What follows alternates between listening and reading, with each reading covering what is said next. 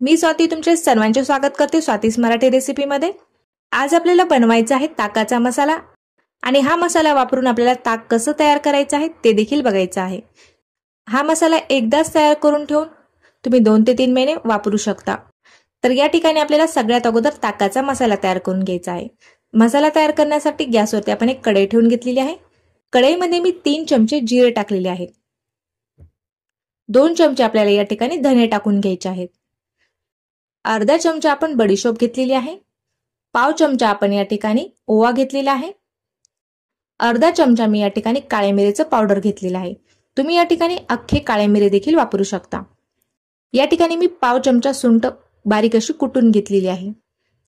कमी गॅसवरतीच आपल्याला 2 ते 3 मिनिट हे सर्व साहित्य छान भाजून घ्यायचे आहे। हा मसाला भाजण्यासाठी जास्त वेळ लागत नाही। 1 ते 2 मिनिटांमध्येच आपले हे सर्व साहित्य छान भाजले जातात। सर्व साहित्य मी छान भाजून घेतलेले आहे। या मसाल्यामधून छान खुशबू देखील येत आहे। ताटामध्ये हे सर्व साहित्य काढून मी थंड करून घेतलेले आहे। या ठिकाणी मी मिक्सरचा एक जार घेतलेला आहे। यामध्ये आता आपल्याला थंड केलेले हे सर्व साहित्य टाकून घ्यायचे आहे। यामध्ये मी टाकत आहे अर्धा चमचा काळं मीठ, पाव चमचा मी हिंग टाकलेला आहे आणि 1 चमचा आपण या ठिकाणी मीठ टाकून घेतलेला आहे। आता आपल्याला हा मसाला मिक्सरला बारीक करून घ्यायचा आहे। जेवढं शक्य होईल तेवढा आपल्याला हा मसाला बारीक करून घ्यायचा आहे। अशा पद्धतीने मी हा मसाला मिक्सरला बारीक करून घेतलेला आहे। ताकाचा जो मसाला आहे तो आपला तयार झालेला आहे। 2 ते 3 महिने स्टोअर करून ठेवू शकता। अजिबात खराब होत नाही किंवा यामधील जे फ्लेवर आहे ते देखील उडून जात नाहीत। एकदम मस्त आपला हा ताकाचा मसाला तयार झालेला आहे। छान खुशबू देखील येत आहे यामधून। आता हा मसाला वापरून आपल्याला ताक कसं तयार करायचं ते देखील बघायचं आहे। या ठिकाणी मी अर्धी वाटी दही घेतलेलं आहे। सुरुवातीला मी या ठिकाणी 1 वाटी पाणी टाकलेलं आहे। 1 वाटी पाणी टाकून आपल्याला ताकाला छान मिक्स करून घ्यायचं आहे।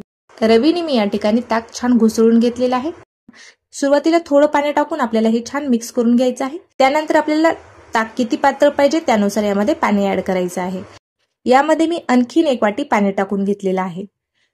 बारीक चिरून घेतलेली कोथिंबीर टाकून घेतलेली आहे मी यामध्ये आणि आपण ताकाचा जो मसाला तयार केलेला आहे तो मसाला टाकायचा आपल्याला अर्धा चमचा। ताक आपण परत एकदा छान मिक्स करून घेतलेला आहे। आता यामध्ये मी परत 1 वाटी पाणी टाकून घेत आहे।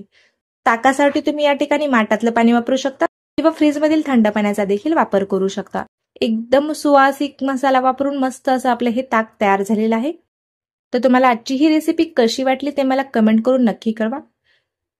व्हिडिओ जर आवडला असेल तर व्हिडिओला लाईक करा। अशाच नवनवीन रेसिपी बघण्यासाठी चॅनलला सबस्क्राईब केले नसेल तर चॅनलला सबस्क्राईब करा। भेटूया तशाच एका छानशा रेसिपी सोबत। तोपर्यंत धन्यवाद।